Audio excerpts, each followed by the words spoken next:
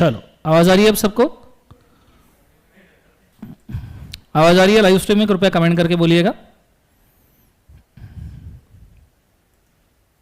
Hello,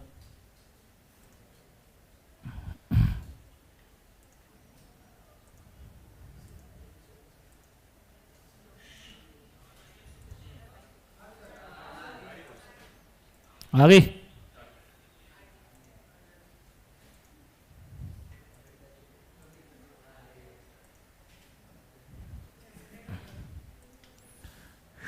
चलो, done.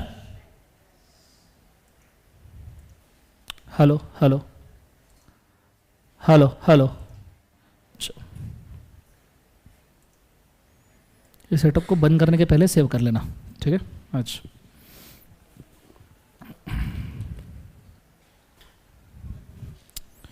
Okay.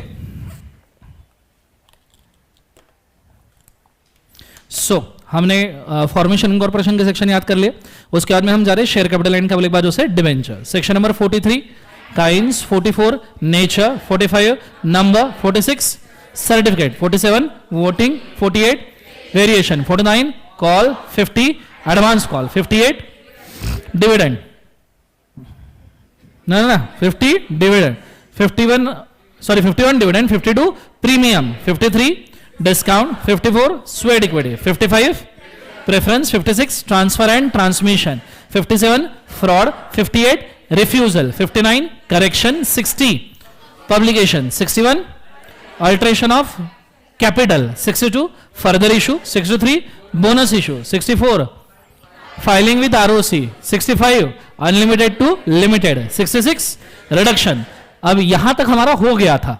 67 prohibition on buyback, 68 process of buyback, 69 बहुत बढ़िया, 70 contravention of buyback, 71 debenture and 72 nomination. Concept समझ में आया सबको? हाँ है ना? मुझे एक बार जरा ई फॉर्म्स बोल दो जरा।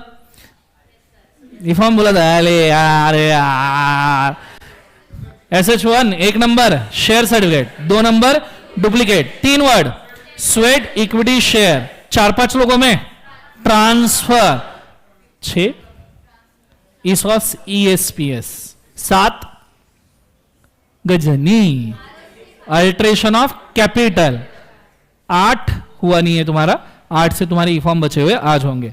एक बार मैनेजमेंट एडमिनिस्ट्रेशन, सब जन हाय, लाइव स्ट्रीम में आवाज मस्त आ रही है तो ठीक है। 88 ROM register of member, 89 ROBO, 90 inspection of in beneficial owner, 91 closure, 92 annual return, 93 top 10 share holders return जो अप्लीकेबल नहीं है, 94 registered office, 95 evidence, 96 AGM, 97 AGM by NCLT, 98 EGM by NCLT, 9999 100 101 ordinary notice, 102 explanatory statement, 103 quorum, 104 chairman, 105 proxy, 106 restriction on voting, 107 hand, 8 electronic, 9 poll, 10 post, 11 circulation, 12 government proxy, 13 corporate proxy, 114 ordinary special, 115 special notice, 116 adjournment, 117 filing of resolution, 118 minutes, 119 inspection, 120 electronic, 121 filing of meeting, 122 applicability of chapter to the OPC. एक बार MGTs बोल दो, चक चक चक ना। MGT1 register of member, MGT2 debenture holder, 3 foreign register, 4 ROBO को, 5 BO, 6 को, 7 annual return, 7A OPC small, MGT8 signing, MGT9 extract of annual return in the board report, 10 नहीं, 11 proxy, 12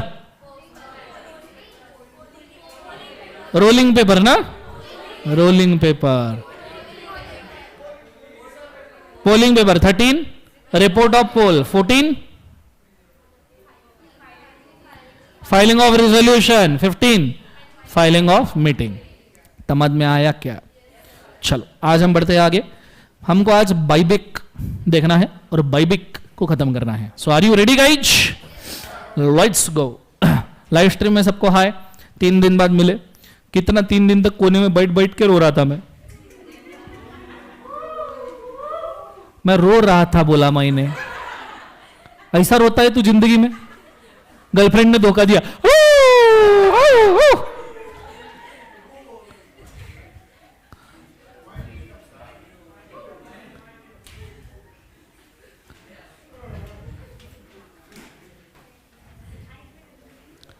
चलो स्टार्ट करते हैं। अच्छा, अरे हाँ, जो दिन तुम्हारा नहीं है उसकी बधाइयां। हाँ ना, तुम आज दिन इस दिन यहां पे प्रेजेंट हो मतलब तुम्हारी जिंदगी जंड है। हा हा हा हा। क्या सुखी हो तुम? मालूम है मेरे को, सब पता है क्या सुखी है क्या नहीं है। वही सही बोले तुमने, सुखी हो, रुकी सुखी एकदम। क्या 6 बजे के बुला? पहली बात, मेरा कोई भी एक्स्ट्रा क्लास नहीं है। कोई घर पे मेरे नाम से बिल नहीं फाड़ेगा, मैं पहले ही मेंशन कर रहा हूं। लाइव स्ट्रीम वालों की तो जिंदगी बर्बाद है। बोल भी नहीं सकते एक्स्ट्रा क्लास है। लाइव स्ट्रीम वालों यार कैसे, मतलब फेस टू फेस वालों का ऑप्शन तो भी रहता है। चलो कोई नहीं, स्टार्ट करते हैं। कॉन्सेंट्रेट करना अच्छे तरीके से। Now I am starting with section number 67। कौन सा सेक्शन बोले एक बार उसे? 67। ध्यान दीजिएगा बड़े अच्छे तरीके से। Let's go. First and foremost thing, बहुत सिंपल बात है। सेक्शन 67 कहता है कि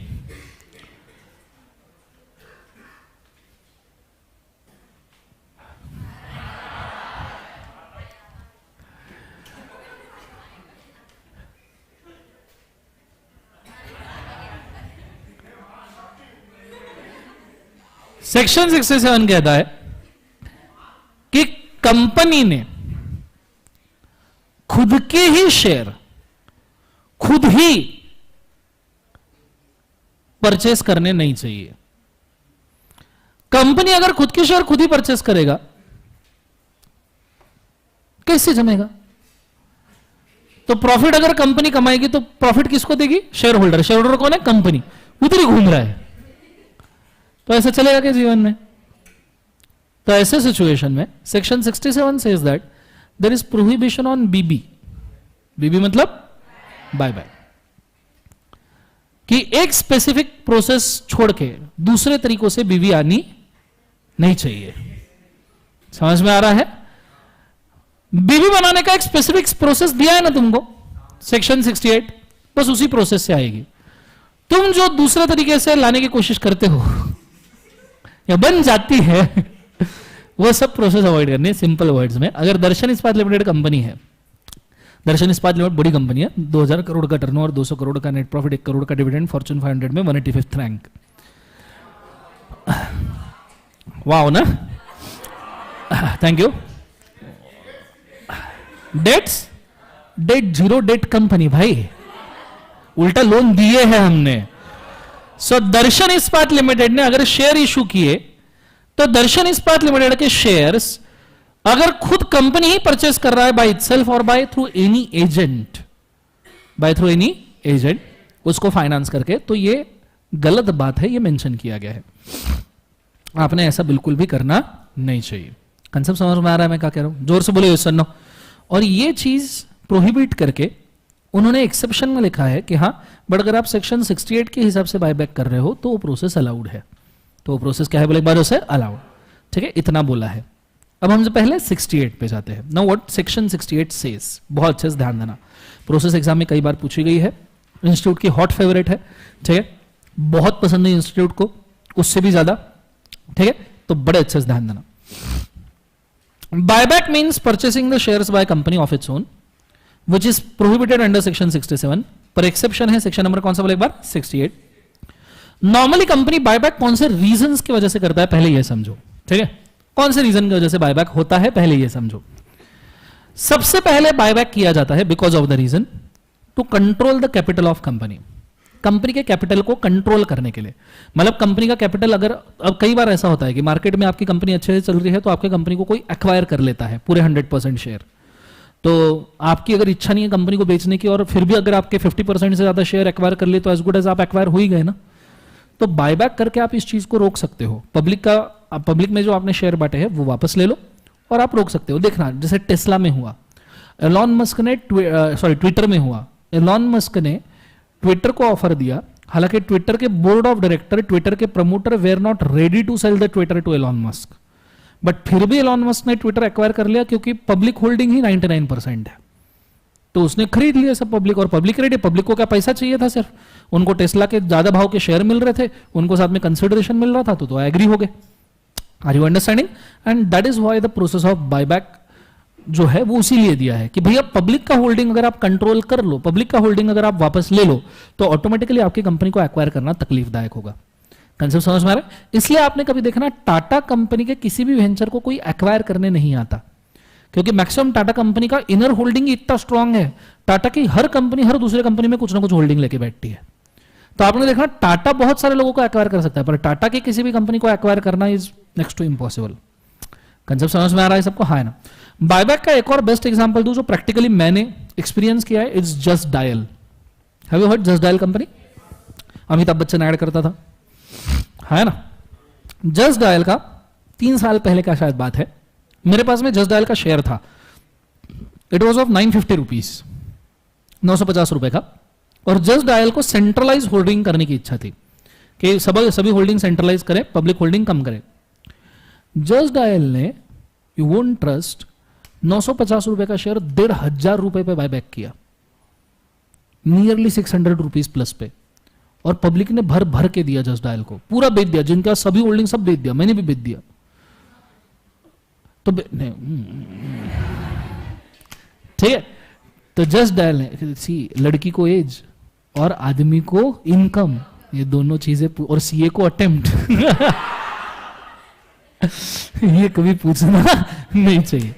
सो बेसिकली अगर देखा जाए तो जस्ट डायल का ये बायबैक के अंदर हम इन्वॉल्व थे और तगड़ा बायबैक किया। बाद में कंपनी ने जो सेंट्रलाइज होल्डिंग किया कि अब जस्ट डायल को एक्वायर करना भी मुश्किल हो गया।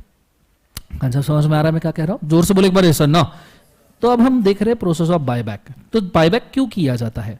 तो कंट्रोल द कैपिटल, कैपिटल को कंट्रोल करने के लिए, टू सेंट्रलाइज द होल्डिंग्स जो मैंने आपको बोला, रिड्यूस द लिक्विडिटी, कंपनी में बहुत पैसा लिक्विड पड़ा है कैश और बैंक के फॉर्म में, क्या करोगे, कोई नया प्रोजेक्ट नहीं है, काम नहीं है, तो एटलीस्ट पैसा वापस कर दो, शेयर होल्डर डेट वगैरह पे कर दो, और चलो डेट भी नहीं है तो शेयर होल्डर को पैसा वापस कर दो।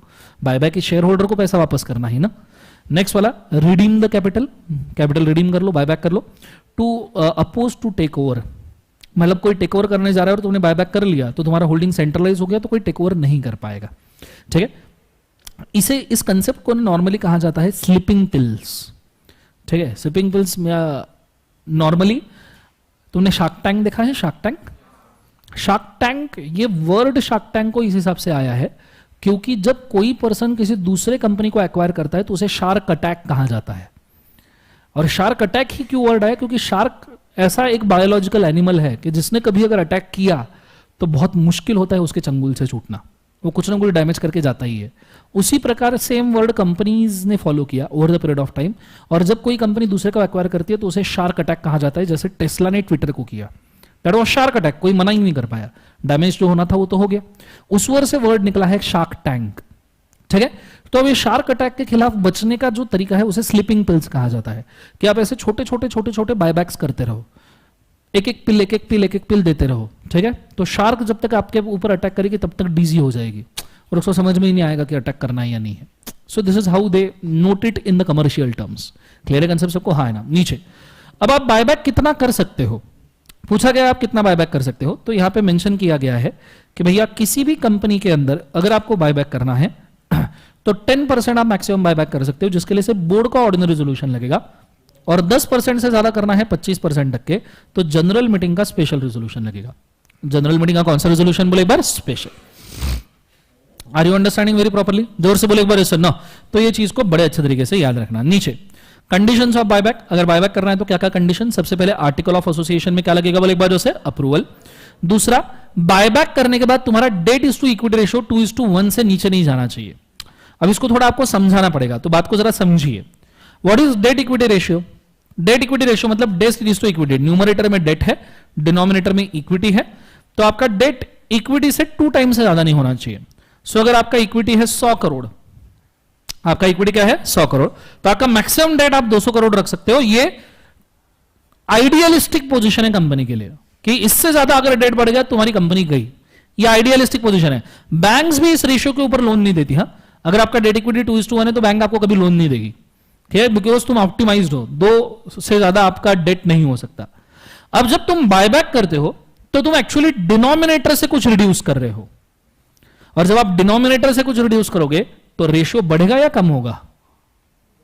बढ़ेगा। तो इन्होंने बोला है debt is to equity buyback के बाद 2 के ऊपर नहीं जाना चाहिए। मतलब तुम 100 करोड़ में से कुछ कम करोगे। अब आइडियल 2 है, अगर मैं 100 करोड़ में से 50 करोड़ का या 25 करोड़ का बायबैक कर लिया तो ये तो डेट इज टू इक्विटी 2.3 2.4 हो जाएगा, जो गलत है, वो नहीं होना चाहिए। ये प्राइमरी कंडीशन है। ये कंडीशन उन्होंने डाली है कि बायबैक तभी करो कि बायबैक के बाद डेट इज टू इक्विटी 2:1 रहे। आर यू अंडरस्टैंडिंग बच्चों? बोलो हाँ या ना। लाइव स्ट्रीम में सबको समझ में आ रहा है? कृपया मुझे बताइएगा प्लीज। तीसरा, लिस्टेड कंपनी है तो सेबी को कंप्लाई करो, बहुत ज्यादा जरूरी है। और चौथा, शेयर्स आपके कैसे होने चाहिए? Fully paid up. शेयर्स कैसे होने चाहिए बोले एक बार? Fully paid up. Idea clear है मैं क्या कह रहा हूं? जोर से बोले सर ना। नीचे सोर्सेज ऑफ बायबैक, आप कहां से बायबैक कर सकते हो? एग्जिस्टिंग शेयर होल्डर से। दूसरा, ओपन मार्केट से आप खरीद लो शेयर्स। तीसरा, एम्प्लॉइज को stock option stock purchase scheme दी है तो आप बायबैक कर सकते हो। आपको याद है स्वेट इक्विटी शेयर्स के अंदर मैंने आपको एक चीज मेंशन की थी कि स्टार्टअप कंपनी में 50% तक के ईसॉस स्वेट इक्विटी शेयर्स हो सकते हैं, पर मैंने बोला था 10 साल के बाद ये कम होना चाहिए, तो आप वो कम कर सकते हो through buyback. You can reduce it through buyback. Employees का ईसॉस भी इस हिसाब से वापस लिया जा सकता है। क्लियर है कंसेप्ट? यस सर ना। नीचे उसके बायबैक करने के लिए एक्सप्लेनेटरी स्टेटमेंट दो, सॉल्वेंसी स्टेटमेंट क्रिएट करो। सॉल्वेंसी स्टेटमेंट मतलब देखो, बात को समझो। वाइंडिंग अप अगर कंपनी का होता, इनकेस अगर कंपनी का वाइंडिंग अप होता, तो पहले क्रेडिटर्स पे होते थे और बाद में शेयर होल्डर। बोलो हाँ या ना। इसके पहले भी मैंने ये चीज बोली है कि जब वाइंडिंग अप होता है, रिडक्शन ऑफ कैपिटल में मैंने बोला है कि जब कंपनी का वाइंडिंग अप होगा तब पहले क्रेडिटर पे होंगे, शेयर होल्डर बाद में रीपे होंगे। बोलो हाँ या ना। पर बायबैक में क्या हो रहा है? पहले शेयर होल्डर जा रहे हैं, तो ऐसा हो सकता है क्रेडिटर को कुछ ना मिले। तो इसलिए solvency statement, what solvency statement says कि हमारी असेट हमारे लायबिलिटी से ज्यादा है, हमारी असेट हमारी लायबिलिटी से ज्यादा है, या at least we are capable of repaying the debts, कि हमारी इनकम इतनी है कि हम डेट्स रीपे कर सकते हैं। क्लियर है answer? That is solvency statement. वो यहां जरूरी है। बायबैक के सिक्योरिटीज का एक रजिस्टर मेंटेन करो। SH8 से लेके 11 बायबैक के है, फॉर्म नंबर SH8 से 11, इसी में सिक्योरिटीज के रजिस्टर भी आते हैं। फिर file return of completion of buyback, buyback खत्म होने का आप रिटर्न फाइल कर सकते हो। फॉर्म नंबर है SH7, ठीक है। हालांकि SH7 ये अल्टरेशन ऑफ कैपिटल का है, बायबैक का आई गेस SH11 होगा। 8 से 11 बायबैक के है ना, तो उसके अंदर एप्लीकेशन फॉर बायबैक 8 का 9 में रजिस्टर, 10 में रिटर्न, ऐसा कंसेप्ट समझ में आ रहा है। और 11 के अंदर कंप्लीशन ऑफ बायबैक के सर्टिफिकेशन रहेंगे, ठीक है। बट आपने लिखते हो कंबाइन ही लिखना है, 8 से लेके केवल एक बार जो से 11। फिर उसके बाद में नीचे टाइम पीरियड दिया है, इसको काट दो, क्योंकि इसके लिए मैं आपको सेपरेट चार्ट दे रहा हूं। टाइम पीरियड को काट दो, इसके लिए सेपरेट चार्ट दे रहा हूं।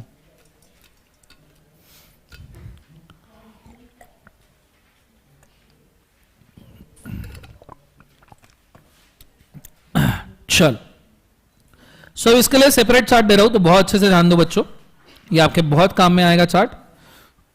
फोकस। नीचे ये वाला चार्ट है, आपकी बुक में है, डोंट वरी। पूरे बायबैक नेक्स्ट पेज पे है, लिखना कुछ मत, पहले ध्यान देना। पूरे बायबैक के टाइम लिमिट्स हमने एक जगह पे लाए हैं। सभी टाइम लिमिट्स जो बायबैक के है, we have gathered this to one place only, one single place. ध्यान दीजिएगा। नाउ बायबैक के अगर हम टाइम पीरियड की बात करें, बहुत अच्छे से ध्यान देना।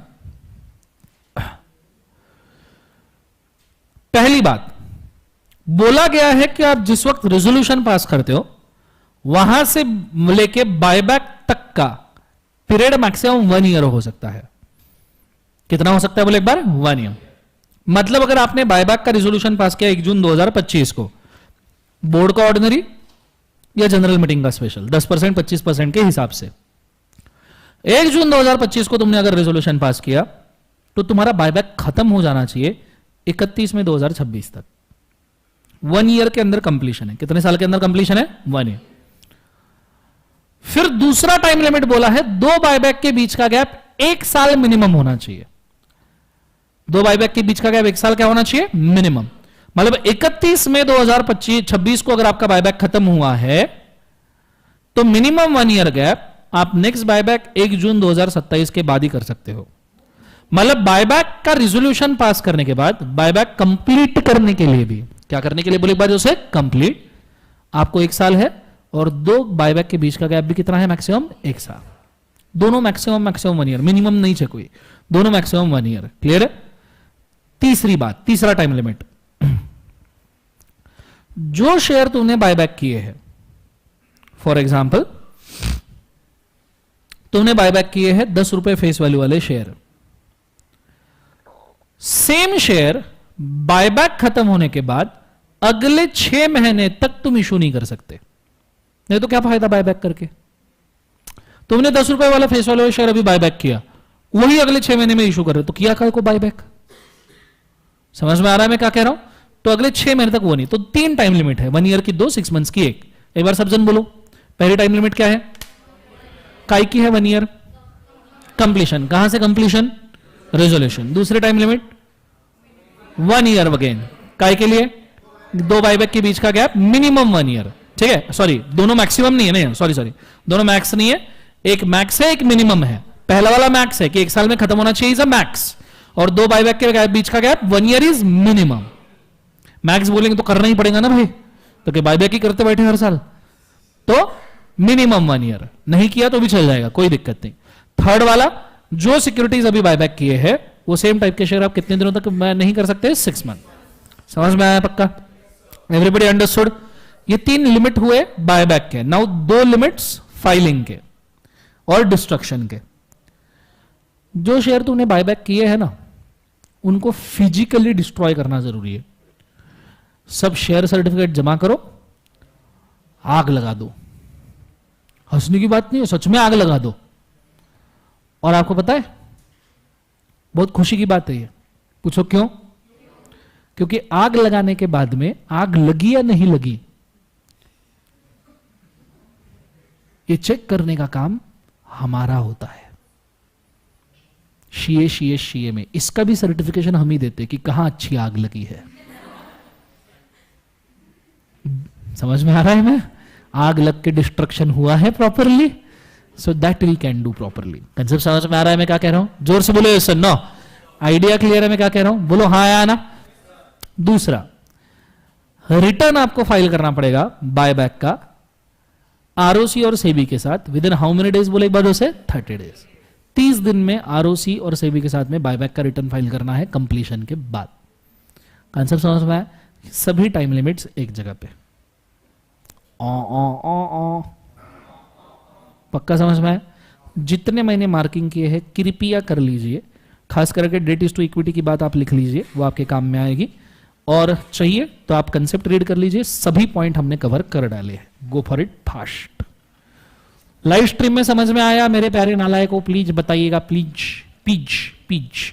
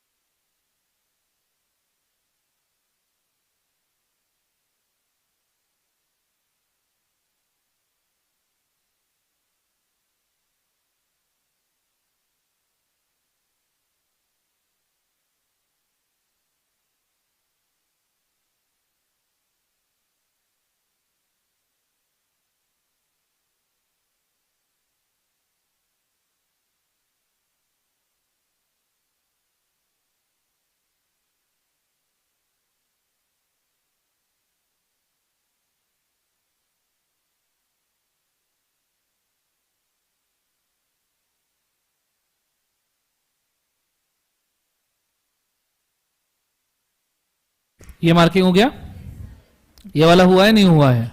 डेट इज टू इक्विटी लिख लिया, डेट इक्विटी लिखना है। हाँ मस्त लग रहा है ना यहां पे? नहीं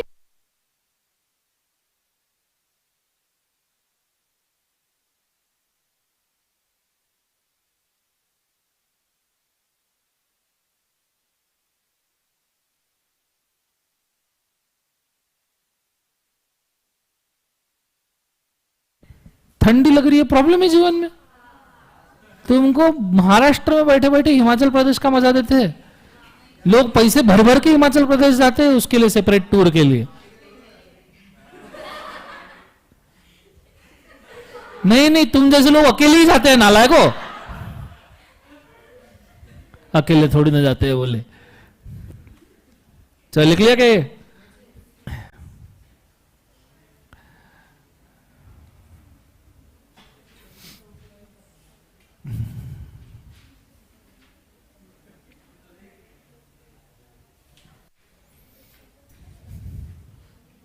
सावधान हो कहीं बोलो हाँ है ना? चलो बहुत बढ़िया, ये वाला मार्किंग कर लो।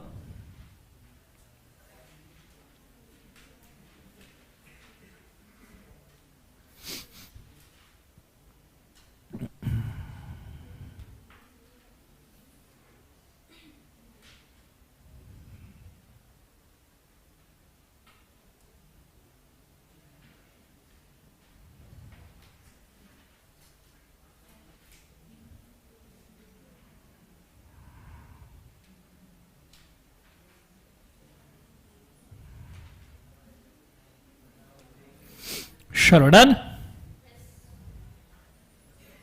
बोलो हाँ है ना?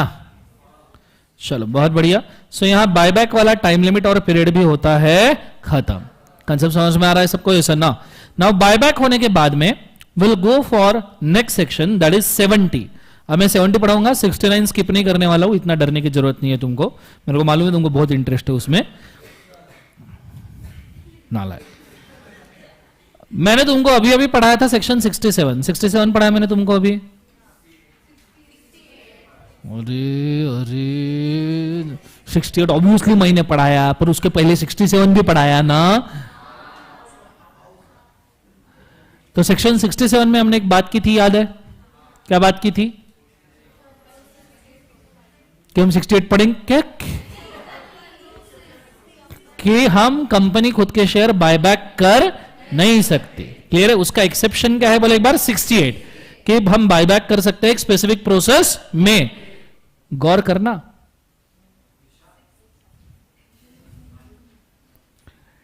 इंटर की एग्जाम दे दे के कभी कभी आ सकता है फ्रस्ट्रेशन। ऐसे बेकार लोग हो ना शायरी के नाम पे, तो वाह वाह कौन बोलेगा जी? 1 मिनट दाद देनी है, खास नहीं देनी है। वाह वाह बोलो, वाह वाह बोलो जरा। इंटर की एग्जाम दे दे के आ सकता है फ्रस्ट्रेशन, क्योंकि हम पढ़ने वाले हैं एक्सेप्शन को एक्सेप्शन। हम पढ़ने वाले हैं एक्सेप्शन को एक्सेप्शन। जिंदगी में बहुत कम बार ऐसा होता है कि एक्सेप्शन का भी एक्सेप्शन है।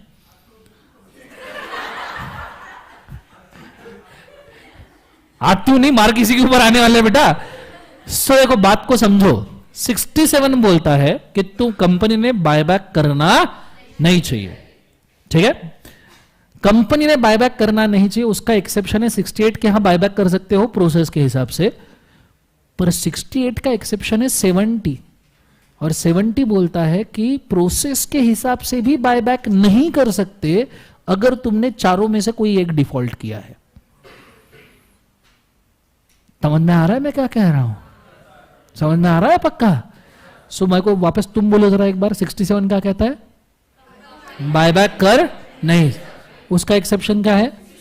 जो कहता है बायबैक कर सकते हैं स्पेसिफिक प्रोसेस में, उसका एक्सेप्शन 70 कि 68 के प्रोसेस में भी बायबैक नहीं कर सकते अगर आपने चारों में से कोई एक डिफॉल्ट किया है। तो 4 डिफॉल्ट कौन से? पहला, अगर तुमने रीपेमेंट ऑफ डिपॉजिट नहीं किया तो तुम्हारी लग गई, ठीक है, तुम बायबैक नहीं कर सकते। दूसरा, डिवेंचर और उसके इंटरेस्ट का रीपेमेंट नहीं किया तो बायबैक नहीं कर सकते। तीसरा, डिविडेंड डिक्लेयर किया है और पेमेंट नहीं किया तो बायबैक नहीं कर सकते। देखो बात को समझो, यह जहां जो हम पेमेंट ऑफ डिविडेंड बोल रहे हैं ना, we are calling it as a declare dividend. हा? कौन सा डिविडेंड? डिक्लेयर। डिक्लेयर ना करना इज नॉट अ क्राइम। अगर तुमने डिविडेंड डिक्लेयर नहीं किया, डिक्लेयर ही नहीं किया, तो भी बायबैक कर सकते हो, पर तुमने डिक्लेयर किया और पेमेंट नहीं किया तो बायबैक नहीं कर सकते। कंसेप्ट समझ में आ रहा है मैं क्या कह रहा हूं? सो यहां डिक्लेयर करके पेमेंट ना करना इज ए इशू। और चौथा, लोन का रीपेमेंट। अगर आप लोन का रीपेमेंट नहीं कर पाए तो आप बायबैक कर नहीं सकते।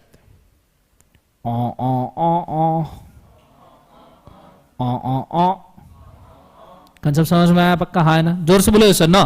सो 67 का एक्सेप्शन 68, 68 का एक्सेप्शन 7। समझ में आया पक्का? मैं चाहूंगा इस चार्ट को लिख लो, पूरा चार्ट काम का है। गो फॉर इट फास्ट।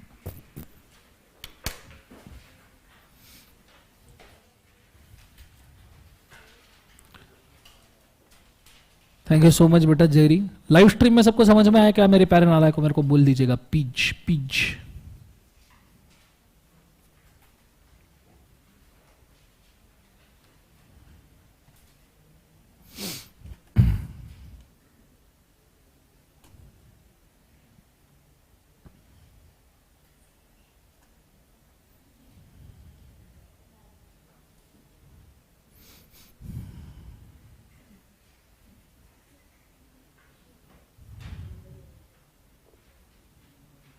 आज बीकॉम के पेपर है ना? तुम्हारे थे क्या?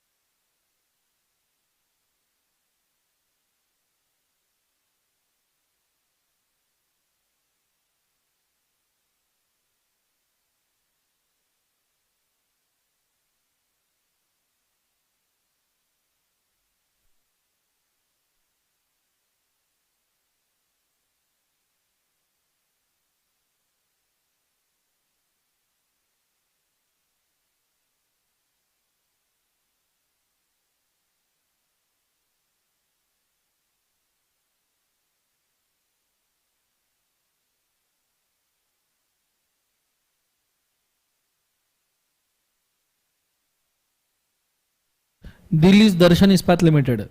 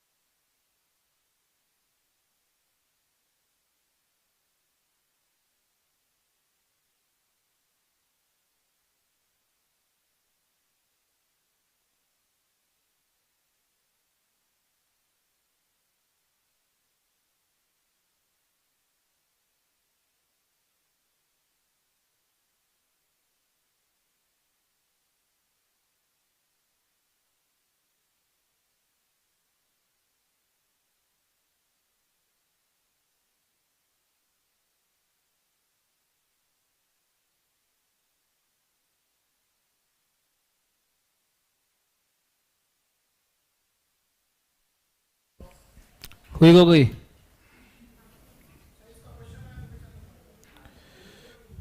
होमवर्क दूंगा ना आज। ओके, इसका क्वेश्चन आया तो कैसे लिखना पड़ेगा? पहली बात तो तीनों के ऊपर आपके लिए सवाल आना थोड़ा मुश्किल है, क्योंकि उनको भी समझना चाहिए कि ऐसा सवाल बन सकता है, वो भी है ना। तो तीनों के ऊपर आना मुश्किल है, और तीनों के ऊपर आया तो आप सिंपल स्टेटमेंट में 3 पॉइंट में लिख सकते हो। Point number 1, as per section 67 buyback is prohibited by company. Point number 2, but exception to point number 1 या सेक्शन 67 इज सेक्शन 68 का प्रोसेस।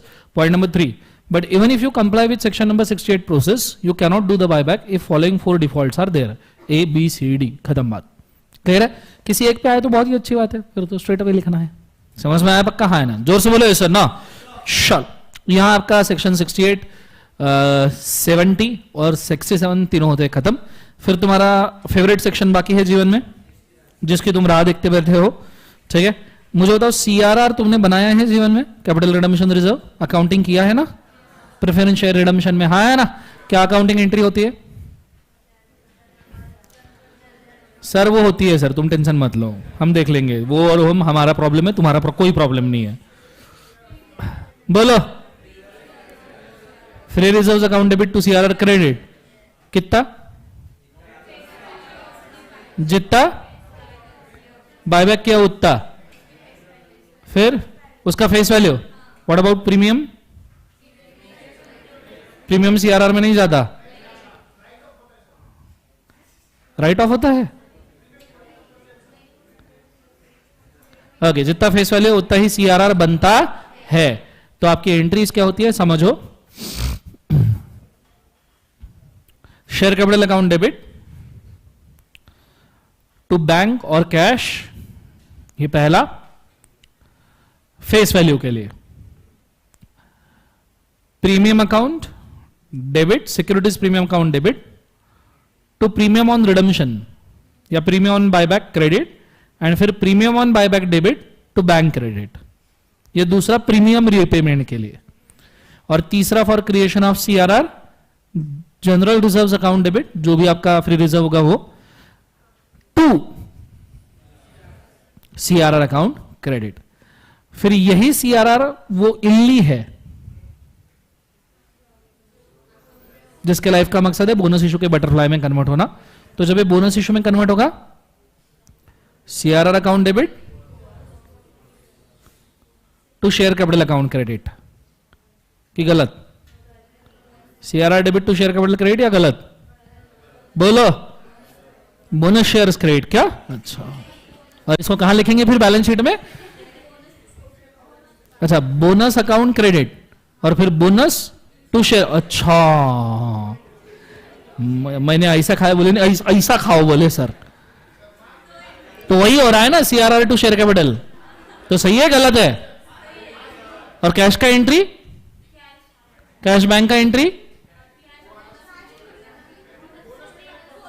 हाँ, बोनस में कैश और बैंक नहीं आता, इसलिए CRR to share capital is right entry. हाँ, उसमें मैडम ने ऐसे बोला, बीच में घुमा सकते हो तुम उसको हाया, ठीक है, कि CRR to bonus share to share, खेलते बैठो, कोई दिक्कत नहीं। समझ में आ रहा है सबको? हाँ है ना? जोर से बोलो सर ना। एक बार 69 पढ़ के देखो, ठीक है, सिर्फ पढ़ना है, प्रैक्टिकली नहीं।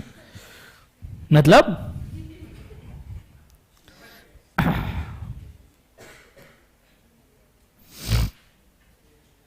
लाइव स्ट्रीम में कोई दिक्कत है? एक बार सपोर्ट टीम को कॉल करो बेटा, सिद्धार्थ।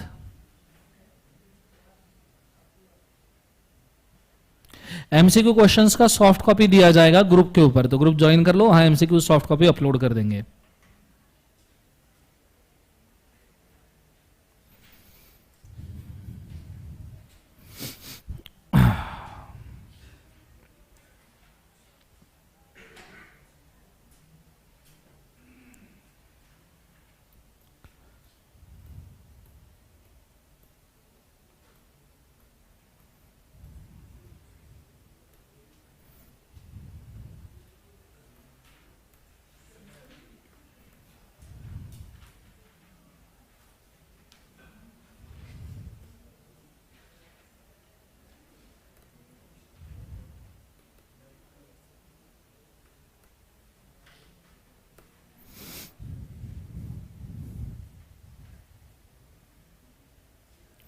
ग्रुप कौन सा है? कोई इनसे एक बार लिंक शेयर कर दो, हर्ष से।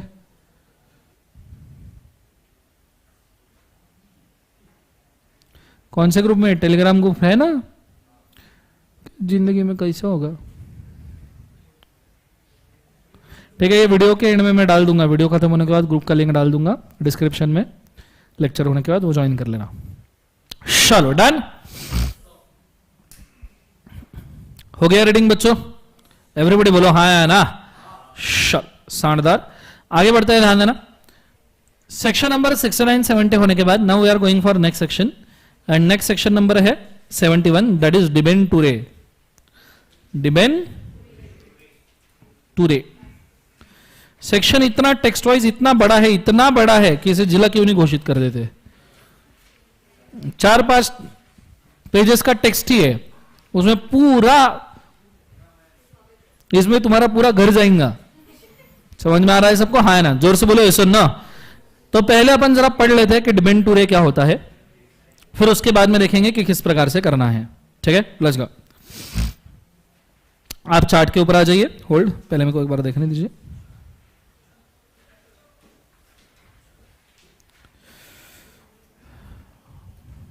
Okay, first and foremost thing, types of debentures कितने होते हैं?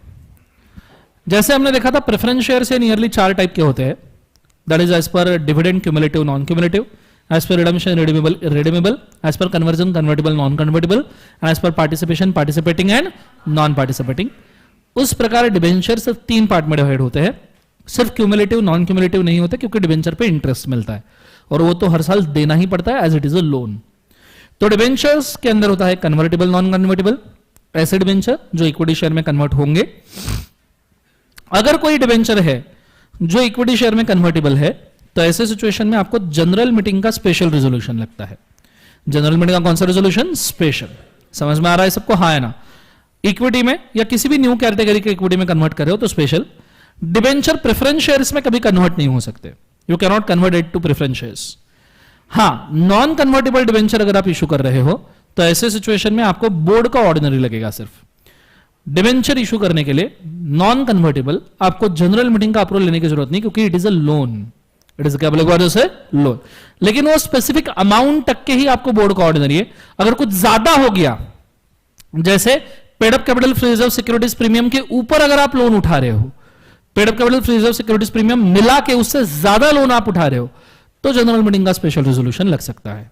ठीक है, इसके लिए भी मैंने एक ऊपर छोटा सा चार्ट दिया है, देखो ये वाला, कि अगर आप कन्वर्टेबल डिवेंचर इशू कर रहे हो तो कोई दिक्कत नहीं है, जीएमएसआर पास कर लो। लेकिन नॉन कन्वर्टेबल इशू कर रहे हो तो उसको 2 पार्ट में डिवाइड करो। अगर आपका टोटल बोरोइंग, माना आपने ऑलरेडी जो लोन लिया है और जो आप डिवेंचर इशू करने जा रहे हो, वो दोनों मिला के अगर paid up capital free reserve securities premium के नीचे है, दोनों मिला के paid up capital free reserve securities premium के नीचे है, तो बोर्ड ऑर्डिनरी से काम हो जाएगा। बात को जरा समझना, थोड़ा कॉम्प्लेक्स है ये, कि एग्जिस्टिंग प्लस प्रपोज लोन दोनों मिला के paid up capital free reserve securities premium, मतलब जो तुम्हारी लिक्विडिटी है उससे नीचे है, तो बोर्ड रेजोल्यूशन से बात बन जाएगी, क्योंकि रिस्क नहीं है। लेकिन अगर ये paid up capital free reserve securities premium से ज्यादा है, ज्यादा जा रहा है, मतलब तुम्हारी लिक्विडिटी डैमेज हो रही है, कैपेसिटी के बाहर जा रहे हो, तो आपको जनरल मीटिंग का कौन सा रेजोल्यूशन लेना पड़ेगा? Special. Are you getting this point? जोर से बोलो सर ना, ये चीज को याद रखना। नीचे रिडम्पशन, डिवेंचर 2 टाइप के होते हैं, रिडीमेबल, नॉन रिडीमेबल तो इशू ही नहीं कर सकते। लास्ट वाला राइट्स के हिसाब से डिवेंचर डिफरेंशियल राइट्स वाले भी होते हैं। क्यूमुलेटिव और पार्टिसिपेटिंग, ये 2 जो प्रेफरेंस शेयर में टाइप्स अवेलेबल थे, वो डिवेंचर्स में अवेलेबल नहीं है। आर यू अंडरस्टैंडिंग में क्या कह रहा हूं? प्रेफरेंशियल, क्यूमुलेटिव और पार्टिसिपेटिंग हो सकते हैं, बट डिवेंचर्स में वो ऑप्शंस ही नहीं है, क्योंकि डिविडेंड में वो कैलकुलेट नहीं हो सकते एंड पार्टिसिपेशन का तो सवाल ही पैदा नहीं होता सरप्लस प्रॉफिट में। क्लियर है कंसेप्ट? तो मैं चाहूंगा पहले 2 चार्ट्स ड्रॉ करके रख दो, गो for it fast.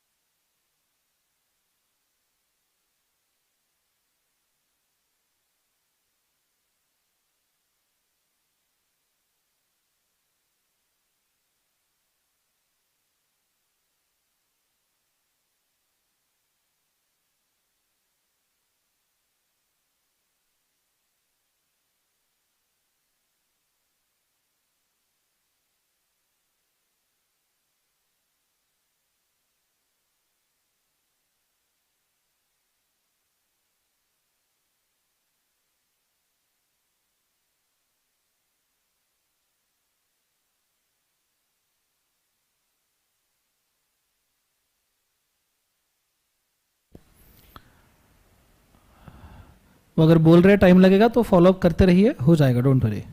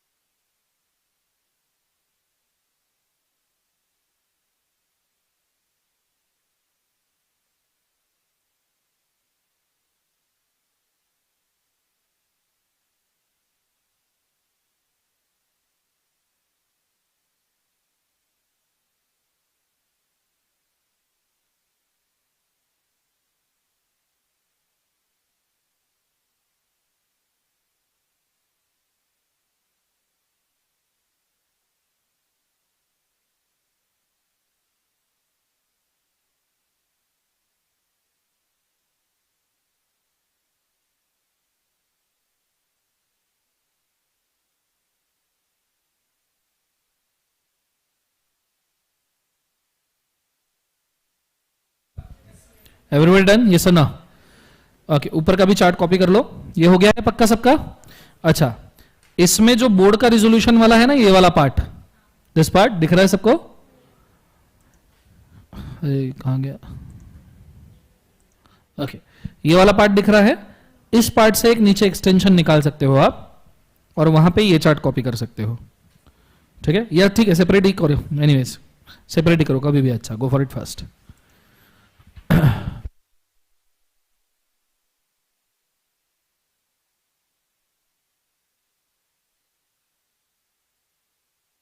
Non redeemable debentures का मतलब है आप ऐसा लोन ले रहे हो जिसको आपका रीपे करने की इच्छा नहीं है। डिबेंचर इज अ लोन ना, नॉन रिडीमेबल कैसा हो सकता है? लोन तो रीपे करना पड़ेगा जीवन में, तो आप ऐसा लोन ले रहे हो जिसको आप रिडीम नहीं, खत्म ही नहीं करने वाले हो, तो ऐसा कैसे हो सकता है बेटा? हाँ सिद्धार्थ?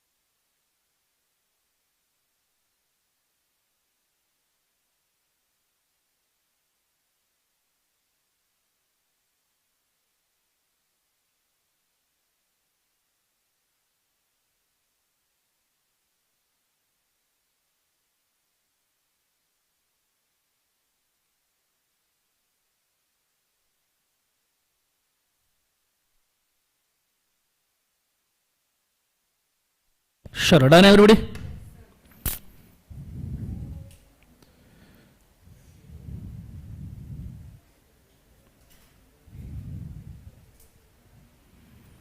बोलो डन एवरीबॉडी? सांगा हो? पक्का हो गया सबका?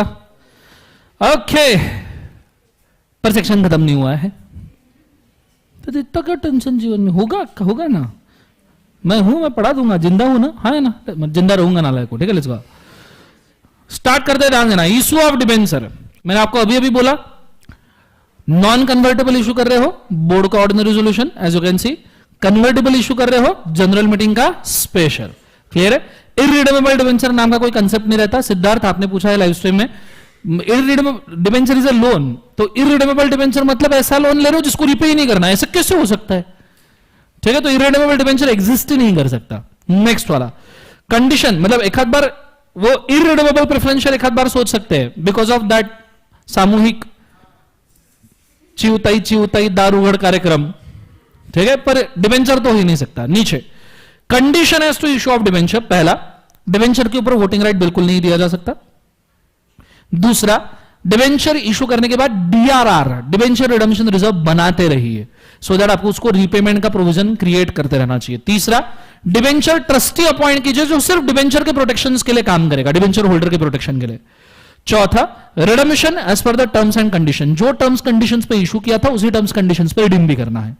नीचे, अगर कभी तुम्हारे कंपनी की हालत खस्ता है तो ऐसे केस में ट्रिब्यूनल ऑर्डर पास कर सकता है इमीडिएट डिबेंचर रिडम्पशन के लिए, या फिर ट्रिब्यूनल यह भी ऑर्डर पास कर सकता है कि तुम साला डिबेंचर इशू ही मत करो, तुम्हारी औकात ही नहीं है, तुम लो ही मत, तुम्हारी ऑलरेडी डेट टू इक्विटी लवाट लग गई है तो कृपया डिबेंचर इशू ना करे, ये ट्रिब्यूनल यहां पे बोल सकता है। So NCLT have power to decide whether company shall issue a debentures और नॉट। कंसेप्ट समझ में आया मैं क्या कह रहा हूं? जोर से बोले सर नो, आइडिया क्लियर है मैं एग्जैक्टली क्या कह रहा हूं? ये चीज को बड़े अच्छे तरीके से याद रखिएगा। मैं चाहूंगा इसको आप चाहिए तो नोट करके रखिए, दोनों तीनों साइड की चीजें। एक साइड मैंने नोट डाल के रखा है रिगार्डिंग क्रेडिटर्स की वोटिंग राइट नहीं दिए जाते। अब बेसिकली जरा ध्यान देना, हम जब कहते हैं डिबेंचर्स को वोटिंग राइट नहीं दिए जाते, लिखना छोड़ दो, हम जब कहते हैं डिबेंचर्स को वोटिंग राइट नहीं दिए जाते तो एक बात आपने याद रखना, ऐसा नहीं कि कभी नहीं दिए जाते, ठीक है। अगर आपके कंपनी का वाइंडिंग अप हो रहा है तो क्रेडिटर्स की एक मीटिंग होती है वाइंडिंग अप के टाइम पे, उस वक्त उनको वोटिंग राइट है। अमलगमेशन हो रहा है तो क्रेडिटर्स की मीटिंग होती है, उस वक्त उनको वोटिंग राइट है। कंपनी का इंटरनल रिकंस्ट्रक्शन है तो क्रेडिटर की मीटिंग होती है, उस वक्त उनको वोटिंग राइट है। उनको जनरल मीटिंग में वोटिंग राइट नहीं है। Are you understanding? हर क्रेडिटर मीटिंग में उनको वोटिंग राइट दिए जाएंगे। तो मैंने उसका नोट यहां लिख के रखा है कि amalgamation, winding up, merger, liquidation, उसमें उनको वोटिंग राइट है। नीचे एनसीएलटी का नोट है इस side, the person who works for the benefit of the debenture holder is called as debenture trustee. Clear है? तो तीनों नोट कर लीजिए, गो फॉर इट फास्ट।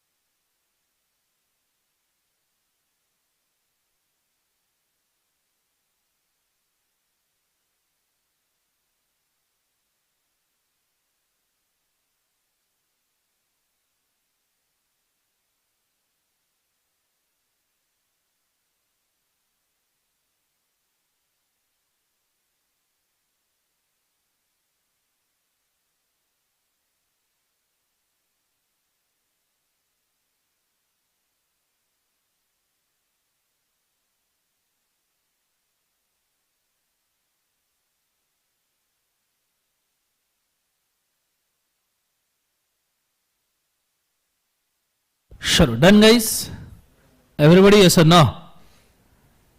हो गया सबका? बहुत बढ़िया। सो ये चीज को आपने बड़े अच्छे से याद रखना कि this is what is required for the केवल एक बार जो से डिबेंचर्स। इसके एडिशन में तुम्हारे बुक में अब डिबेंचर का टेक्स्ट ना बहुत बड़ा दिया है। So what I wish for कि कुछ कुछ जगह पे मैं स्पेसिफिक आपको मार्किंग और नोटिंग करवा दूं। सभी पूरा सेक्शन कवर करना फास्ट ट्रैक में तो पॉसिबल नहीं है, बट स्पेसिफिक जगह पे मैं आपको नोटिंग मार्किंग करवा दूं तो आपको समझ में आना चाहिए, ठीक है। पहले तो डिबेंचर के डेफिनेशन है, तो यहां मार्किंग कर लो कि सिक्योर्ड अनसिक्योर्ड दोनों टाइप के डिबेंचर्स यहां पे कवर्ड है। सिक्योर्ड मतलब जिसके खिलाफ प्रॉपर्टी गिरवी रखी है, अनसिक्योर्ड मतलब जिसके खिलाफ कोई भी प्रॉपर्टी गिरवी रखी नहीं है।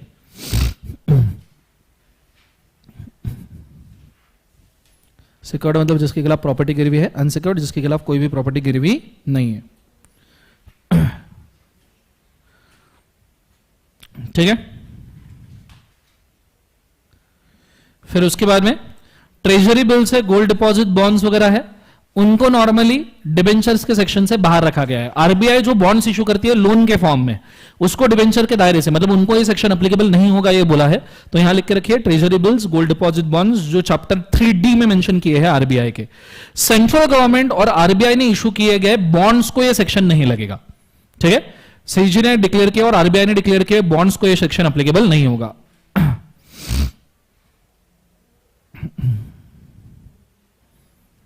ठीक है, लिख लिया सबने। उसके बाद में नॉर्मल सी चीजें दी है कि भैया debenture is the smallest unit of loan, debenture certificate भी स्पेसिफिकली जनरेट कर सकते हैं। उसके ऊपर नॉर्मली ये पॉइंट को थोड़ा सा स्टार मार्क करना, 2 डायरेक्टर और एक कंपनी सेक्रेटरी ने उसको साइन करना चाहिए। डिबेंचर सर्टिफिकेट जैसे शेयर सर्टिफिकेट भी 2 डायरेक्टर एक सीएस साइन करता है, वैसे डिबेंचर सर्टिफिकेट भी। हमने ये सेक्शन 46 में शेयर सर्टिफिकेट के लिए भी पढ़ा था, याद है? तो वहां साइड में लिख के रखिए similar to section number 46, similar to section 46। चलो डन एवरीबॉडी।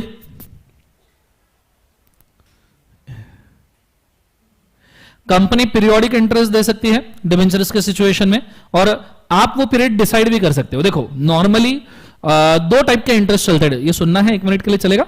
2 टाइप के इंटरेस्ट चलते हैं डिबेंचर में, एक आप फिनेंशियल ईयर वाइज दो, एक तो फिनेंशियल ईयर वाइज दो, दूसरा डेट टू डेट दो। कोई इशू? ओके, पहला फाइनेंशियल ईयर वाइज दो, मतलब हर फाइनेंशियल ईयर का सेपरेट इंटरेस्ट, या डेट टू डेट दो, मतलब आपने डिबेंचर इशू किया 1 जून 2025 को, तो आपका इंटरेस्ट मैच्योर होगा नेक्स्ट ईयर के 1 जून 2025 को, 2026 को मतलब। ठीक है, तो this is called date to date interest, या फाइनेंशियल ईयर के 31 मार्च को इंटरेस्ट मैच्योर हो गया दे दो, या फिर डेट टू डेट दो, दोनों तरीके से चल सकता है। ठीक है, नीचे वोटिंग राइट्स डिबेंचर पे नहीं है, मूवेबल प्रॉपर्टी माना जाएगा, सिक्योर्ड अनसिक्योर्ड दोनों चलेंगे, रिडीम हो सकता है। डिबेंचर्स रिडीमेबल ही रहेंगे, फुल्ली रिडीम कर सकते हो या इंस्टॉलमेंट में रिडीम कर सकते हो, ये भी बोला है। फटाफट मार्किंग करते जाइए क्योंकि आपको पूरा सेक्शन पढ़ने के लिए समय नहीं मिलने वाला बाद में। ठीक है, तो मैंने जो मार्किंग किया करते जाइए। उसके बाद में डिबेंचर्स मैच्योरिटी पे इक्विटी शेयर्स में कन्वर्ट हो सकते हैं, तो हम डिबेंचर सर्टिफिकेट वापस ले लेंगे और share certificate as per section 46 दे देंगे कन्वर्जन के टाइम पे।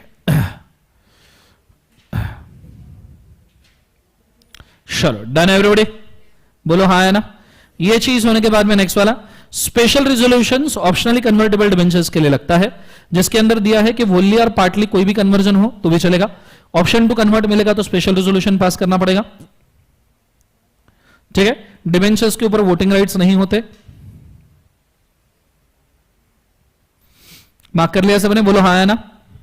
फिर उसके बाद में नीचे डिबेंचर्स नॉर्मली आप 10 से 30 साल के लिए इशू कर सकते हो। ठीक है, 10 साल से ज्यादा अगर आप डिबेंचर इशू कर रहे हो तो वही शेड्यूल 6 वाली कंपनी जो प्रेफरेंस शेयर्स 30 साल के लिए इशू करते थे ना अपन, हाँ है ना। 30 साल में शेड्यूल 6 वाली इंफ्रास्ट्रक्चर कंपनी आती थी ना कि भैया 21st ईयर से 10% रिडीम करो, वैसा ही यहां दिया है। 10 से 30 साल के लिए डिबेंचर इशू करो, पर 30 साल के लिए सिर्फ इंफ्रास्ट्रक्चर कंपनीज को अलाउड है। ठीक है, क्या हो गया, जागे हो, हाय गुड मॉर्निंग, किधर तो भी। नेक्स्ट वाला, उसके बाद में debt funding non banking financial companies भी डिबेंचर्स इशू कर सकती है। फिर बाद में नॉर्मल जनरलाइज रूल्स वगैरह की पावर्स दिए, उसको आपने थोड़ा स्किप कर दिया तो भी चलेगा। डीआरआर क्रिएट करना है, रिजर्व्स में से कर सकते बोला गया है, इसको मार्किंग कीजिएगा डीआरआर का, फ्रॉम रिजर्व्स, ये कर लीजिए, काम में आएगा।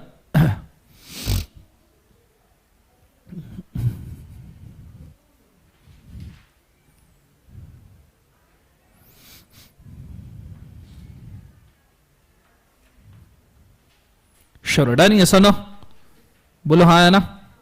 उसके बाद में नीचे फाइनेंशियल इंस्ट्रूमेंट्स किस प्रकार से है उसकी बात की है। उसके नीचे पॉइंट नंबर 3 और 4 दिया है, उसको काट दीजिए, वो किसी काम का नहीं है। ओके, वो ट्रांजिशन प्रोविजन है। मुझे बताओ डीआरआर कितने % क्रिएट करना पड़ता है हर साल? 15%। A sum shall not be less than 15% of the amount of debenture matured during the year। ये नॉर्मली आपने डिपॉजिट रखना चाहिए डीआरआर के अंदर, डिबेंचर रिडम्पशन रिजर्व। ठीक है, आपने कुछ और पढ़ा है कहीं पे? 10 बोला ना किसी ने अभी, ऐसे ही फेंका था क्या जीवन में?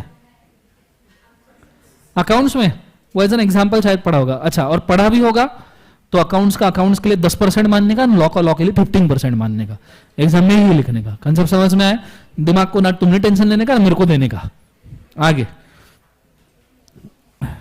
उसके नीचे पॉइंट नंबर 6 थे, उसको काट कर दो, कट कर दो। ठीक है। डीआरआर डिवेंचर रिडम्पशन छोड़ के किसी भी चीज के लिए यूज नहीं करना चाहिए। ठीक है। डिवेंचर रिडम्पशन छोड़ के किसी भी चीज के लिए यूज नहीं करना है। और फिर आता है डिवेंचर ट्रस्टी के प्रोविजन। ये सेम डिपॉजिट ट्रस्टी जैसे, डिपॉजिट के लेक्चर्स मैंने तुमको ऑलरेडी दे दिए, वो देखे नहीं देखे कि सजा के रखे हैं सिर्फ मोबाइल में, जिन्हें नहीं देखे वो मस्त हंस रहे नालायक लोग। ऐसा नहीं बीच में छुट्टे हुई तो हम लेक्चर देख लेंगे, नहीं नहीं वो नहीं हो सकता।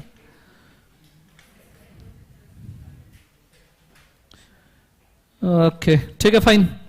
बाकी और एक बार रीड कर लीजिएगा सेक्शन में, मार्किंग दे दूं क्या? अच्छा, ड्यूटीज ऑफ डिवेंचर ट्रस्टी पे आ जाइए, ऐसे नहीं छोड़ते, कर ही लो, खत्म करो। चलो डिवेंचर ट्रस्टी के ड्यूटीज के ऊपर आइए। डिवेंचर ट्रस्टी के पास आप कोई भी कंप्लेंट्स और प्रॉब्लम्स लेके जा सकते हो, मार्क कर लो। एनी कंप्लेन और problem you can take there.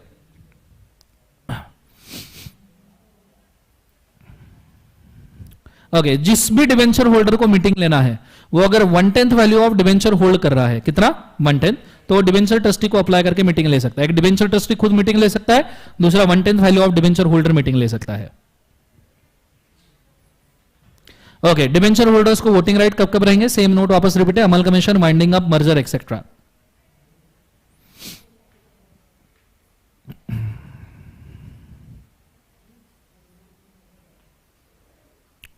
Debenture trustee को आप चाहो तो उसके ड्यूटीज से एग्जम्प्ट कर सकते हो, अगर 75% of value of debenture holder अगर उसको एग्जाम करना चाहे।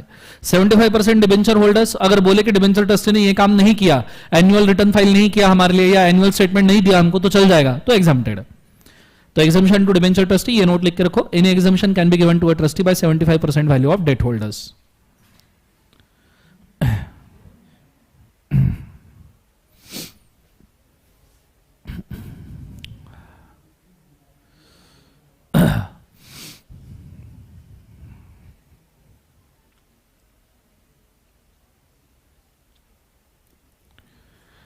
चलो डन। मार्किंग कर रहे हो नहीं कर रहे हो जीवन में? वो मेरे तरफ देख के सिर्फ हंस रहा है, बोले क्या कहाँ के बैठ गया जीवन में मैं।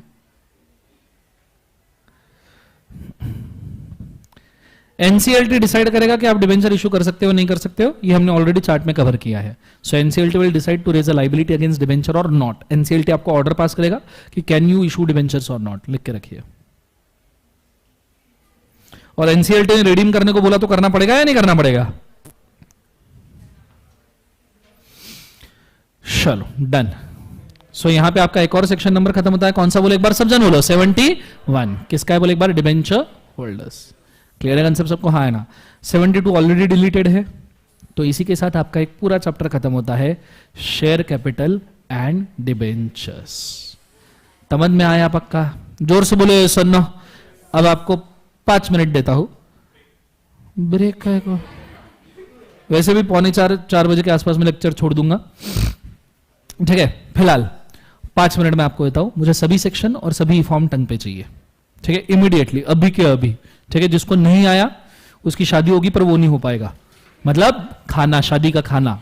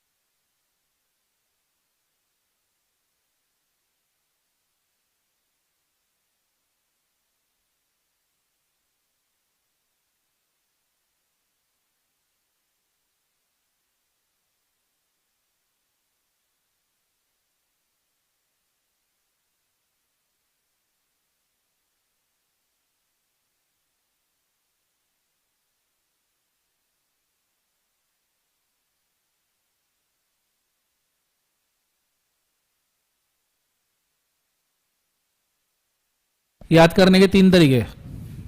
आंखें बंद, क्या भिकारी माणूस, आंखें बंद काम चालू, बोले भिकारी। क्या चालू? मुझ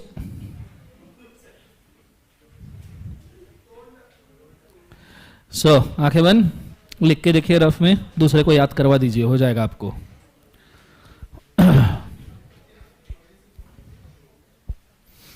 ऐसा गला गया है ना मेरा। कल बैच का फर्स्ट डे, सीए इंटर के नए बैच का, सीए इंटर के नए बैच का फर्स्ट डे, और कल ही गला गया। कल का दिन तो इतना प्यारा गया है, क्या बताऊं मैं तुम्हें। मतलब मेरी जिंदगी के अंदर लिखा जाएगा कल का दिन।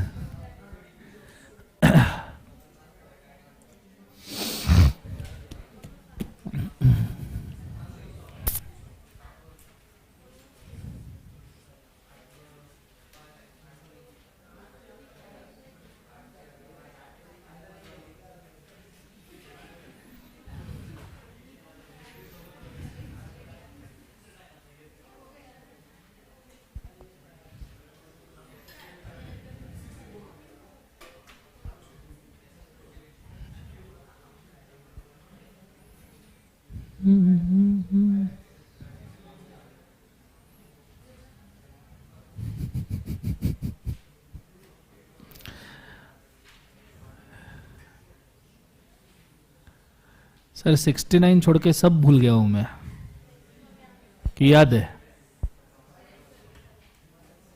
69 छोड़ के सब याद है? बापा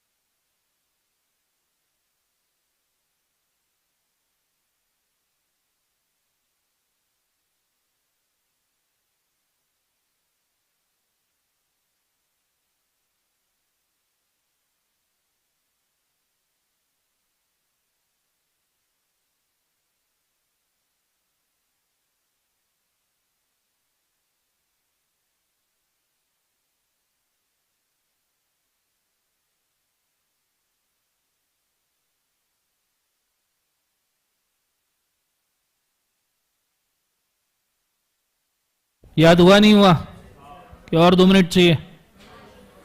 2 मिनट्स मोर मैक्स, फटाफट करो कंप्लीट।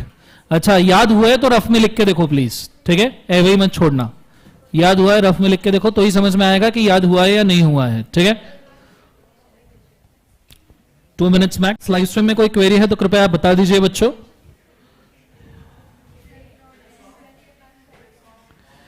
डिवेंचर का क्वेश्चन है तो चार्ट बेसिस पे लिख सकते हैं, कोई दिक्कत नहीं बेटा। बड़ा फॉरेन कंट्रीज में सिद्धार्थ ऐसे डिवेंचर हार्डली होते हैं, मैंने तो कभी सुना नहीं, आपने सुना होगा तो बताइएगा। ग्रुप का लिंक बेटा लेक्चर खत्म होने के बाद करण अपन शेयर कर देंगे, डोंट वरी।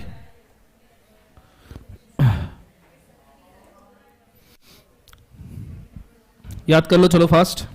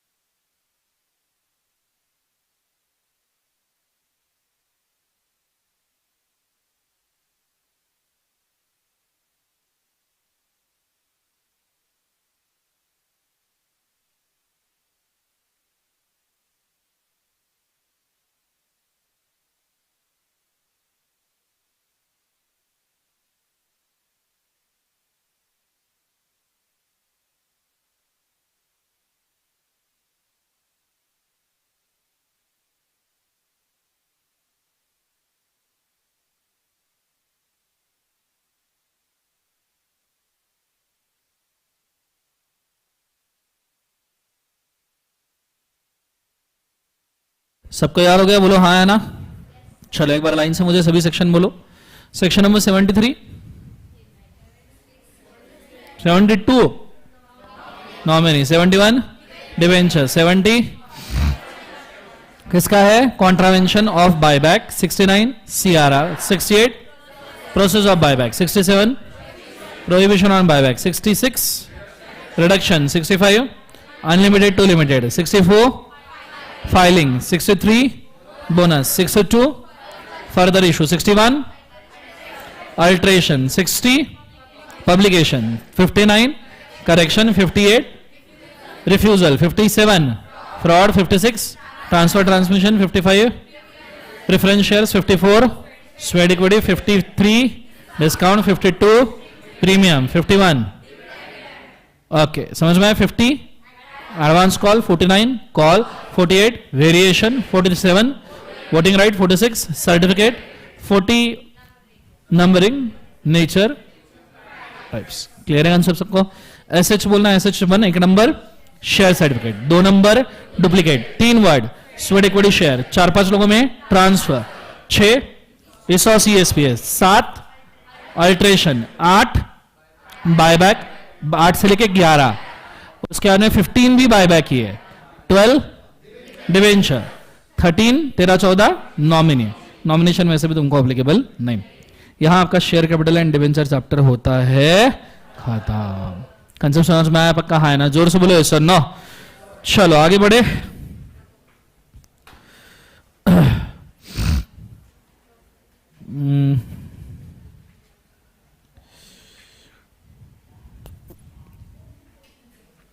कौन सा चैप्टर पढ़ते हो अभी? यार तबीयत खराब है जीवन में, हालत से आवाज नहीं निकल रही, तुमको सॉन्ग सुनने का है।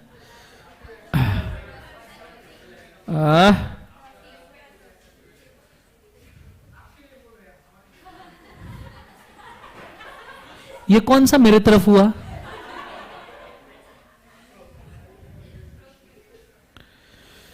कौन सा पढ़ाऊ?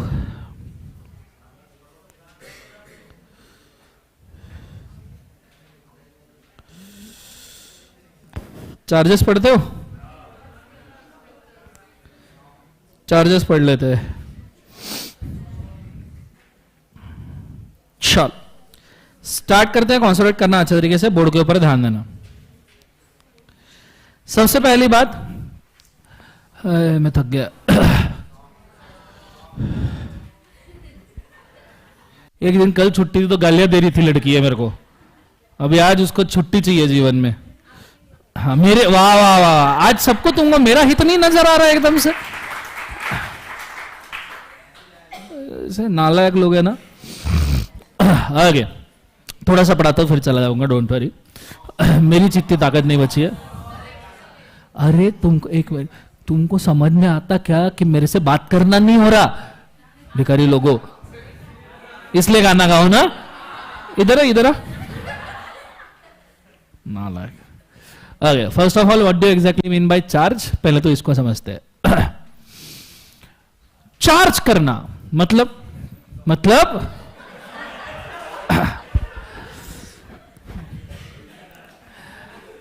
आगे कोई भी आदमी प्रोफेशनल कोर्स क्यों करता है सीए में? कि उसका ख्वाब होता है कि एक छोटा सा बंगला हो, छोटी सी गाड़ी हो,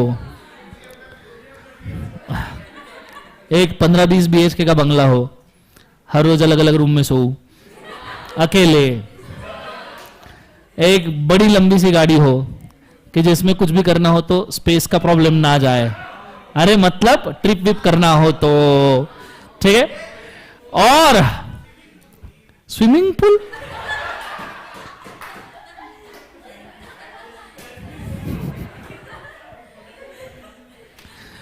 थर्ड वाला कि भाई साहब किसी पर्सन को जब भी कोई घर खरीदना होता है तो नॉर्मली आपने देखा होगा कि there is a very normal process in India कि होम लोन लेते हैं और फिर बात बन जाती है। आपको एक मस्त फाइनेंशियल टिप दूं लाइफ के लिए। कभी जीवन में अगर तुम सेविंग करोगे, अगर करोगे तो जितना पूरा पैसा तुम्हारा सेव होगा, अगर वो होम लोन के डाउन पेमेंट से ज्यादा है तो कभी भी होम लोन ज्यादा लेना, मतलब मैक्सिमम होम लोन को एक्सप्लॉइट कर लेना। जैसे नॉर्मली 20-25% डाउन पेमेंट हर बैंक मांगती है कि आपका 1 करोड़ का घर है तो 20-25 लाख रुपए आपने पे करने ही चाहिए तो ही लोन मिलता है, डिपेंडिंग ऑन क्रेडिट वर्दिनेस। अगर आपके पास 1 करोड़ के घर के लिए 60 लाख रुपए जमा है, 50 लाख या 60 लाख, चलो 50 लाख, तो हमने डाउन पेमेंट में 20-25 ही भरने चाहिए, इवन दो यू हैव 50। और एक काम करना, बचा हुआ जो 25 लाख वाला पैसा है वो टॉप 5 में से किसी भी म्यूचुअल फंड में 2-3 फंड जमा करके इन्वेस्ट कर देना, क्योंकि होम लोन के ऊपर तुमको इंटरेस्ट देना पड़ता है अभी के रेट के हिसाब से, विच इज 8.9% मैक्स या 9% मैक्स। पर mutual fund per year long term में तुमको 15% इनकम देके जाता है, तो बैठे बैठे 7% का गेन है। समझ रहे हो? समझ रहे हो? समझ रहे हो? सर मैं होम लोन लेके म्यूचुअल फंड में नहीं इन्वेस्ट कर सकता क्या? नालायक, उसके लिए पहले होम लेना पड़ता है। होम लोन लेके म्यूचुअल फंड में इन्वेस्ट नहीं कर, होम तो चाहिए ना उसके लिए, उसका क्या करोगे? समझ में आ रहा है मैं क्या कह रहा हूं? तो ये चीज को बड़े अच्छे तरीके से याद रखना, ठीक है। एक मस्त फाइनेंशियल टिप है, बहुत सारे लोग इसको फॉलो करते हैं, कुछ लोग को जमता है, कुछ लोग को नहीं जमता है, बट ये याद रखिएगा। Are you understanding? अब जब आप होम लोन लेते हो, देखो चार्ज का मतलब क्या होता है? चार्ज का मतलब होता है डेट के खिलाफ कोई भी चीज को सिक्योर करवाना। आप होम लोन लेते हो तो होम लोन देने वाली बैंक आपका जो फ्लैट है, आपका जो घर है, वो गिरवी रख लेती है। अगर आपने लोन रिपे नहीं किया तो आपका बैंक, आपका फ्लैट ये बेच दिया जाएगा। बोलो हाँ या ना? इसी को चार्ज कहते हैं। इसी को क्या कहते हैं? Charge. Securing some asset against the loan is a creation of charge. Is a creation of क्या? एक बाजू से चार्ज। जैसे अगर आप इमूवेबल असेट सिक्योर कर रहे हो तो उसे मॉर्गेज कहा जाएगा, और अगर आप मूवेबल असेट सिक्योर कर रहे हो, जैसे गोल्ड लोन, सोने तारण कर्ज, मनप्पुरम गोल्ड लोन, सुना है सबने? तो अगर आप गोल्ड दे रहे हो तो उसे प्लेज कहा जाएगा। But both are the forms of charge only, both of the forms of charge.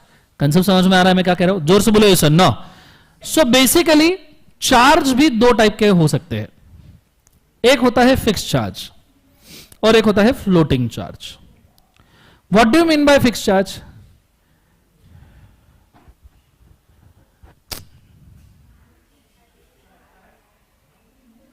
ठीक, आते आते रहे। What do you mean by fixed charge? Fixed charge का मतलब होता है जब आप लोन लेते हो और उसके खिलाफ कोई स्पेसिफिक असेट गिरवी रखते हो। स्पेसिफिक असेट गिरवी, कि भैया मैंने क्लासरूम के खिलाफ लोन लिया और ये क्लासरूम मैंने गिरवी रख दिया, this is a fixed charge. There is a कौन सा चार्ज बोले एक बार? Fix. What is a floating charge? Floating charge का मतलब होता है तुम एक्चुअल में कुछ गिरवी नहीं रख रहे हो, पर तुम एक वादा दे रहे हो, एक प्रॉमिस दे रहे हो कि ड्यूरिंग द लोन के कोर्स में कोई घटना घट गई तो फिर मेरे पास जो असेट है वो मैं गिरवी रख दूंगा। ये वादा जब तुम दे रहे हो फ्लोटिंग चार्ज। फॉर एग्जाम्पल, मैं एक बैंक से लोन लेने के लिए गया, ठीक है, मैं एक फैक्ट्री खोला, वाव बियर्स, ठीक है, बोला सबको पिलाऊंगा, और मैं फैक्ट्री के लिए लोन लेने गया ICICI के पास बैंक, और मैंने बैंक को बोला मेरे को चाहिए लोन। बैंक बोले कितना? मैं बोला 50 करोड़। बोले ले जाओ। तो बैंक बोले ये 50 करोड़ का लोन आप ले रहे हो, बदले में गिरवी क्या रखोगे? फैक्ट्री गिरवी रखोगे? मैं बोला एक बात सुन, wow beer is a big brand, इतने सारे असेट्स है, तगड़ा टर्नओवर है 5,000 करोड़ का, ठीक है, हम तुमसे लोन ले रहे हैं, तुम्हारे ऊपर एहसान कर रहे हैं कि हम तुमसे लोन लेंगे, तुम्हारा नाम बढ़ेगा कि वाव बियर ने तुमसे लोन लिया। बोला बात को समझो, मेटा, फेसबुक, टेस्ला, वैसे वाव बियर्स। समझ में आ रहा है? माइक्रोसॉफ्ट, समझ रहे हो तुम? थैंक यू सो मच, ठीक है। तो बोला हम तुमसे लोन लेंगे तो हम तुम्हारे ऊपर एहसान करें, तुम्हारी बैंक का नाम होगा, नहीं तुम्हारी बैंक को कोई काला कुत्ता भी नहीं पूछता। तो बोले हाँ सर बात तो सही है बोले आपकी कि आपको लोन देंगे तो नाम हमारा होगा, पर सर व्हाट इफ तुम्हारे फैक्ट्री में बीच में स्ट्राइक हो गई, वर्कमैन ने स्ट्राइक कर लिया, वर्कमैन ने तुम्हारी पूरी बियर पी ली और पड़े रहे। व्हाट इफ सर कभी तुम्हारे फैक्ट्री में आग लग गई, व्हाट इफ तुम्हारी फैक्ट्री का वाइंडिंग अप हो गया, व्हाट इफ कोविड लग गया और तुम्हारा प्रोडक्शन डाउन करना पड़ा, व्हाट इफ तुम्हारे बियर में कभी जहर मिल गया। उसने मेरे को 5-10 इवेंट बताया, उसमें एक और डाला, व्हाट इफ सर तुम्हारा कभी ब्रेकअप हो गया। मैं बोला मैं शादीशुदा हूं नालायक। तो बोले बाकी डायरेक्टर्स का हो गया। मैं बोला ठीक है हाँ वो। तो बोले एक बात बताओ सर तुम जीवन में कि अगर कोई, चलो माना तुम्हारी कंपनी अच्छी, फैक्ट्री अच्छी, सब अच्छा है, तुम लोन भी रिपे करोगे, व्हाट इफ कॉन्टिजेंसी हुई। मैं बोला तेरे को दिक्कत कॉन्टिजेंसी की है, तेरे को तकलीफ कॉन्टिजेंसी की है, तो एक काम करना, मैं सिक्योर्ड फैक्ट्री क्यों गिरवी रखूं, एक एग्रीमेंट करते हैं, उस एग्रीमेंट के ऊपर लिख कि if these things happen with wow bear then the factory will be secured against the loan, but then only, कि अगर कोई घटना घटी तो ही हमारी फैक्ट्री सिक्योर्ड जाएगी। ऐसा लिख। तेरे को इवेंट से तकलीफ है ना, एग्रीमेंट में इवेंट लिख, कोई भी इवेंट लिख। सर बोले कोई भी? बोला हाँ। बोले ब्रेकअप भी? बोला डाल बिंदास, मियां राजी बीवी राजी, क्या करेगा लीगल सिस्टम। समझ में आ रहा है सबको? तो तुम कोई भी इवेंट लिखो, कोई भी, any goddamn event, new product launch, non payment of debenture, non payment of deposit, non distribution of dividend, balance sheet P&L file नहीं करना, कंपनी के वॉचमैन का कुत्ता चोरी हो गया, कुछ भी लिखो, डजंट मैटर। समझ में आ रहा है सबको? हाँ है ना? जोर से बोले सुन ना। इवेंट लिखो और उसके साथ में लिखो कौन सी असेट गिरवी रखोगे। अब मुझे बताओ, ये जो मैंने एग्रीमेंट किया इवेंट लिखने का, क्या मैंने कुछ एक्चुअली उनको गिरवी किया? मैंने सिर्फ वादा दिया कि इवेंट होगा तो गिरवी होगा। This is called floating charge. This is called कौन सा चार्ज? फ्लोटिंग, कि इवेंट के ऊपर मेरा असेट जाएगा। अ charge which crystal, sorry, a charge which crystallizes, a charge which crystallizes on occurrence of a event, on occurrence of a event, ऐसा वादा जो फिक्स चार्ज में कन्वर्ट होता है, ऐसा वादा जो फिक्स चार्ज में कन्वर्ट होता है इवेंट होने के बाद, is called as floating charge. Is called as कौन सा चार्ज? फ्लोटिंग। कंसेप्ट समझ में आया पक्का? पक्का समझ में आया? तो इसे फ्लोटिंग चार्ज कहते हैं। तो फ्लोटिंग चार्ज ये कोई चार्ज नहीं है। A charge which becomes a fix charge on occurrence of a event is a floating charge. Are you understanding में क्या करो? और फिक्स चार्ज तो स्ट्रेट है कि असेट के खिलाफ स्ट्रेट अवे दे देंगे भाई। अच्छा आपको पता है फ्लोटिंग चार्ज में ऐसा भी हो सकता है कि ऐसा नहीं कि कोई असेट लिखना है, आप फ्लोटिंग चार्ज में ये भी लिख सकते हो कि कंपनी के वर्कर्स ने स्ट्राइक कर दिया, दारू पी ली, तो जितने बैलेंस शीट में असेट उस वक्त फ्री पड़े हैं, जो गिरवी नहीं है, जो फ्री पड़े हैं, वो सब के सब आप लेके जा सकते। तो उसमें कैश, बैंक, डेटर, स्टॉक, ये सब आ सकता। मतलब तुम्हारा करंट असेट भी फ्लोटिंग चार्ज की तरफ गिरवी हो सकता है, लेकिन अगर इवेंट हुआ तो। समझ में आ रहा है मैं क्या कह रहा हूं? जोर से बोलो सर ना, सर, जोर से बोलो sir. Sir what if event नहीं हुआ? इवेंट लिखा था सर कि वर्कर स्ट्राइक, वो हुआ ही नहीं कभी, but company direct winding up में चली गई, तो चार्ज का क्या होगा? कुछ नहीं होगा। पहले भी अनसिक्योर्ड क्रिएटर था, वादे के साथ भी अनसिक्योर्ड क्रिएटर था, अभी भी अनसिक्योर्ड ही रहेगा, उसको अनसिक्योर्ड ही माना जाएगा। इवेंट हुआ तो वो अनसिक्योर्ड से सिक्योर्ड में आएगा। Are you understanding guys? Everybody समझ में आया पक्का? जोर से बोलो यस और नो। मैं चाहूंगा ये दो चार्ट लिख लो, गो फॉर इट फास्ट। ठीक है, दिस वन फर्स्ट।